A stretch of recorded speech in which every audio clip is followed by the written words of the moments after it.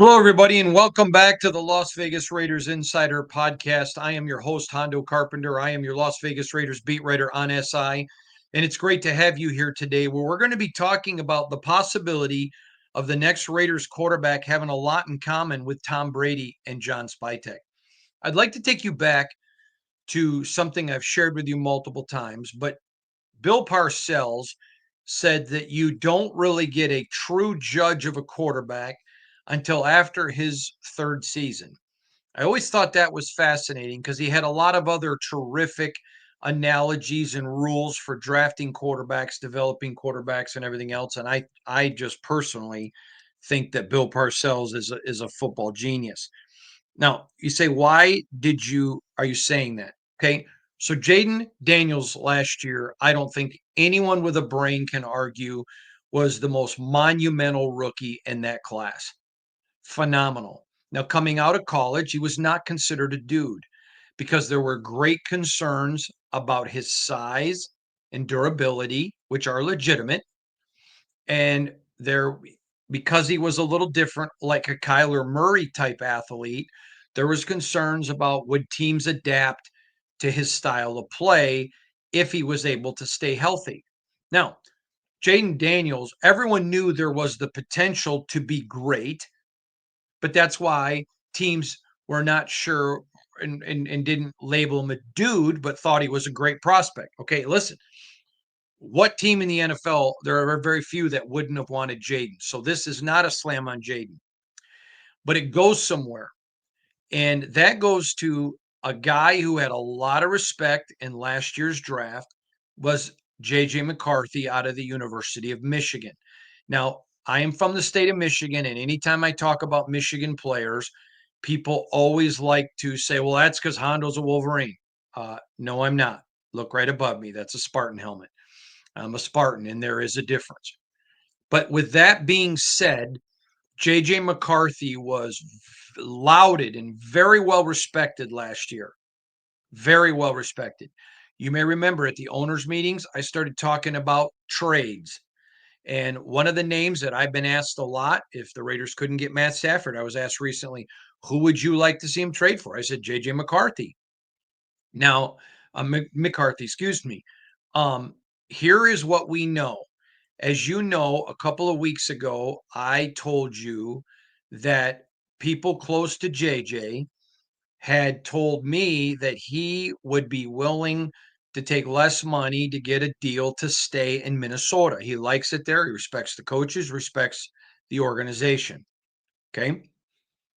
And then I also was the one to tell you they were not going to franchise tag him. I also had the conversation, you may remember, that um, if Sam Darnold, what's the possibility of him getting a long term deal, 2 or more years? Certainly there. So let me just say this to you. It, it is a lot of people believe, myself included, around the NFL, that the Vikings made it clear they were not going to franchise Sam, and that there is a lot of smoke that the Vikings and Sam Darnold are working on an extended deal, which would be 2 or more years. Okay. Last night, by someone who has been giving me information throughout this process, I was told that if Sam Darnold were to get a multi-year deal, that the chances would improve that Minnesota would trade him. Now, I reached out and talked to several NFL people today.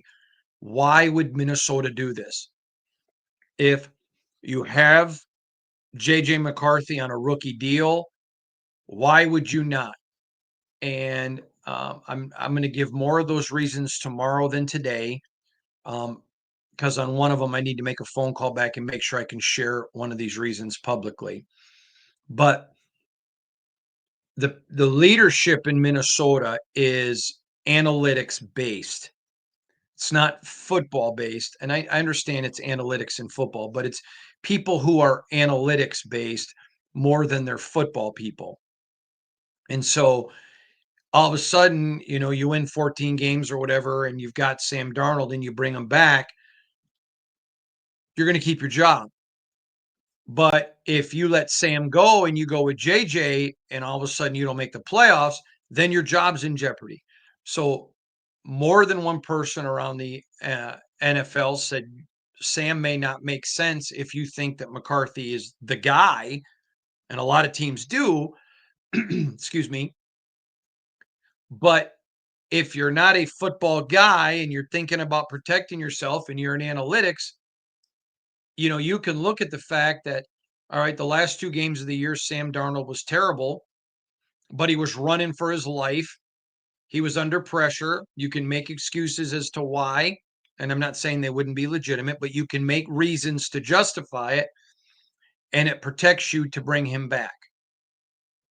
Again, if this was Hondo's decision and I was the GM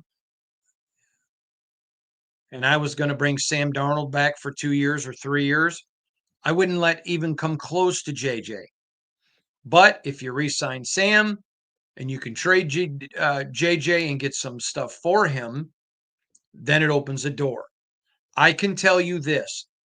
If JJ McCarthy were to become available, and I've said this on this podcast multiple times, I know that there would be interest from the Raiders. Now, interest doesn't mean a trade would be imminent, but I know there would be interest there. And so here is my thought process. If you go get a JJ McCarthy who played well in preseason, albeit preseason, no one's denying that. And you've got an Aiden O'Connell, which, by the way, my buddy Mike Dixon posted an interview with Aiden O'Connell. I have not seen it, but at Vegas Sports today, I heard he had a great one that was available on social media. And I was told that in that video, Aiden talked about watching film and studying with Tom Brady. So if you are the Raiders, then you have a 1-year veteran, but who was injured in JJ McCarthy, very young player. You've got an Aiden O'Connell. And then you can either go select a rookie, which I think you keep picking people till you find your answer, or you can go sign a veteran. So it makes it interesting. But again, I want to reiterate, I believe that your attention needs to be in Minnesota to watch what happens. Does Darnold hit free agency? Or is there a deal? If it's a 1-year deal, I do not expect McCarthy to be available. I don't think he's going to sign a 1-year. He might. This is purely speculative on my part. This part is. But I don't think he will. So if he gives the Vikings a couple of year deal, then all eyes need to be on JJ McCarthy. I know factually there would be interest from the Raiders, and there absolutely should be. If I was the Raiders, I would have done everything to get Matt Stafford, which they did, and still get JJ McCarthy. But fascinating development there, looking at the quarterback situation. So right now, the developments in Minnesota should be telling where the Raiders' eyes should be. You're like, well, I'm only focused on the Raiders. Okay. Well, if they don't get a deal with Darnold, there is a chance that they would sign Darnold. Do I think it's imminent? Today, I think today's Thursday. Thursday? No, I don't think it's imminent because we're still days away from that being possible. But I think it's a definite possibility. And if it's a long-term deal, then what are the Raiders willing to step up and do? If they're convinced he's a franchise guy, then you go give what you got to give. I cannot imagine the Raiders getting JJ McCarthy and it not including their first round 6 overall. I can't imagine that. However, Spytek's smart. And if he could work out a deal for a future one, thinking they would be better next year, and some other capital or a one this year and more capital, whatever it may be, if you're convinced they're the guy, you go get him. I've said this many times. Remember Mitch Trubisky? I thought it was a terrible decision by the Bears to pick him, but I said on national TV or radio, excuse me, if that's your guy, it doesn't matter what everyone else says. You go get your guy. And then you have to live with it, just like with Josh McDaniels and Dave Ziegler. You live with the fact you wanted Jimmy Garoppolo. Those are just facts. And so I said at the time, no, Not going to be critical of it.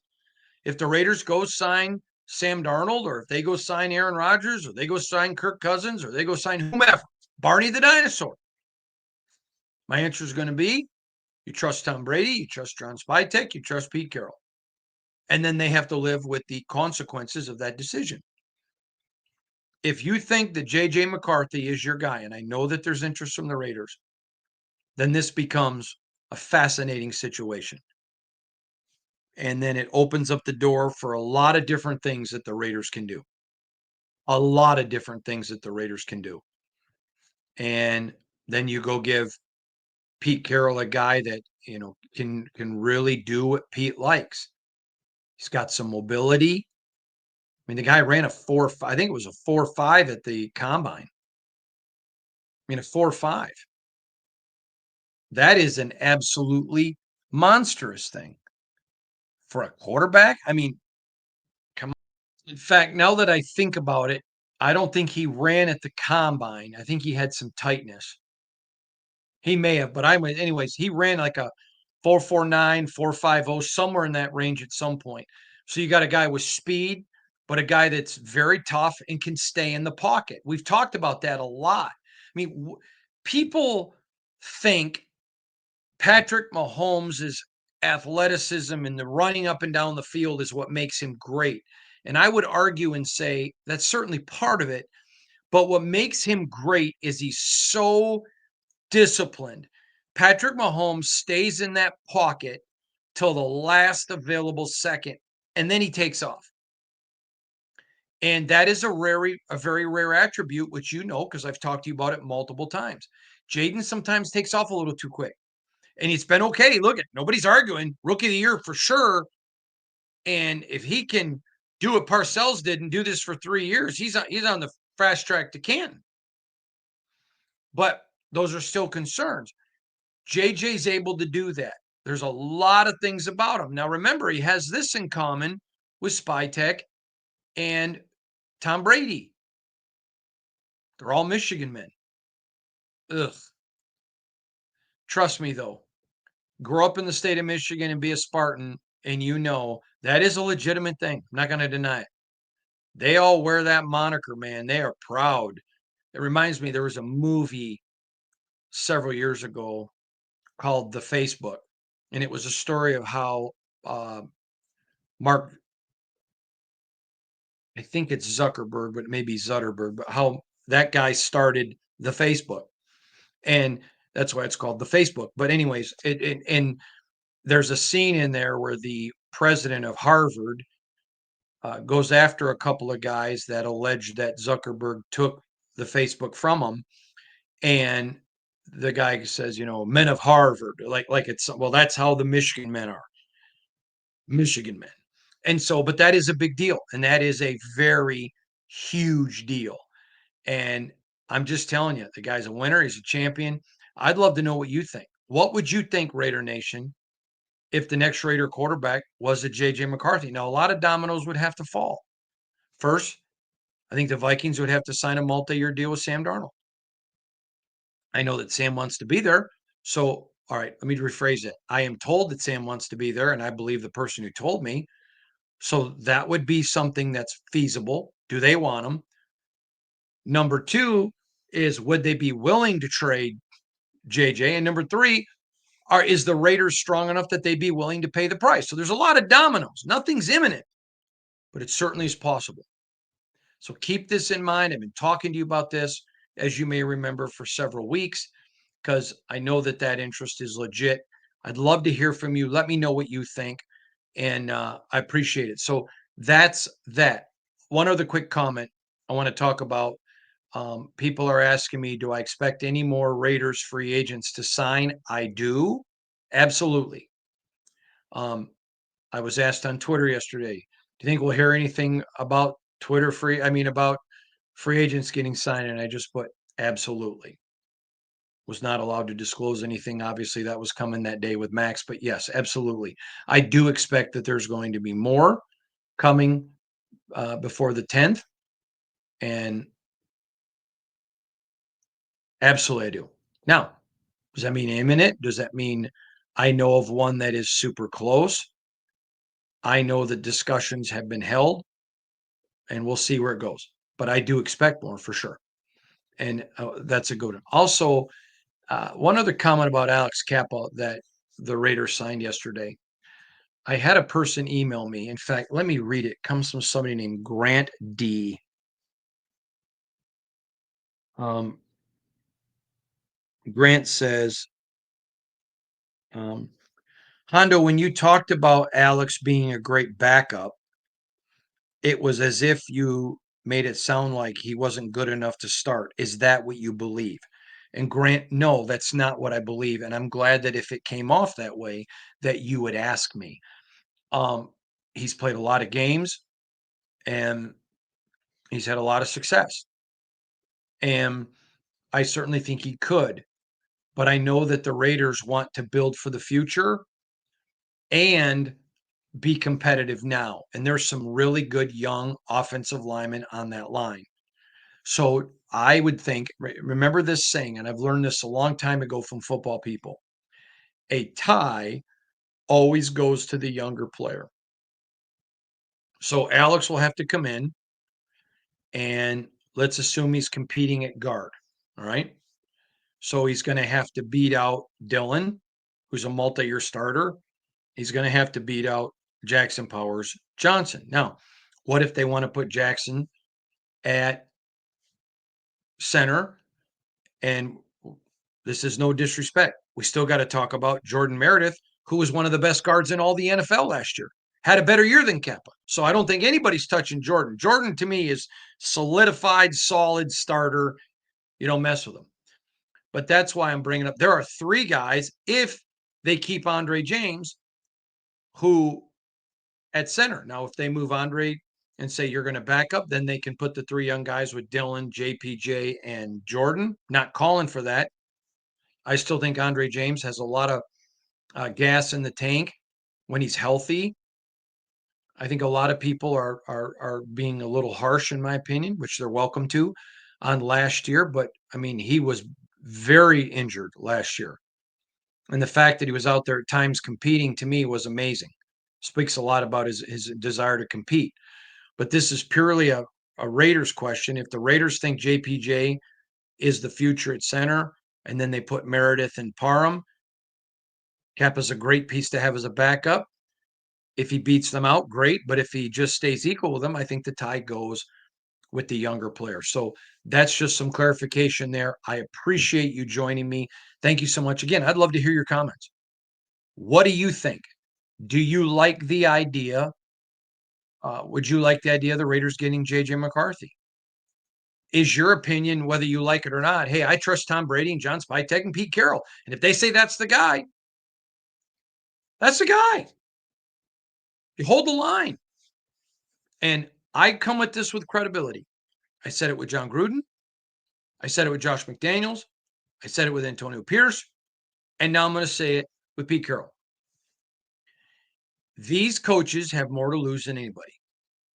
So if they're willing to bank their future, John Spytek, Tom Brady, and listen, everybody knows this is Brady's decision. He owns this. So if it's a failure decision, Brady owns it. If it works out great, Brady owns it. But when you look at this and you've got the greatest of all time who's making the quarterback decision with a super smart general manager in John Spytek. And he is, guys. Covered him 20 years ago when he was an intern. He was called the Whiz Kid. And throughout all of his careers, I have watched him everywhere he has been. He is lauded as a tremendous football mind. Super nice guy, but he's lauded as a tremendous football mind. And you got him and Pete Carroll and Chip Kelly. If they sign off on a guy, doesn't matter what Hondo Carpenter thinks. And quite frankly, doesn't matter what you think. They're the ones gambling their future. But I'd love to hear your thoughts. Give it to me if you would. Thanks, everybody, for joining us today. Hope you have a wonderful day. God bless y'all.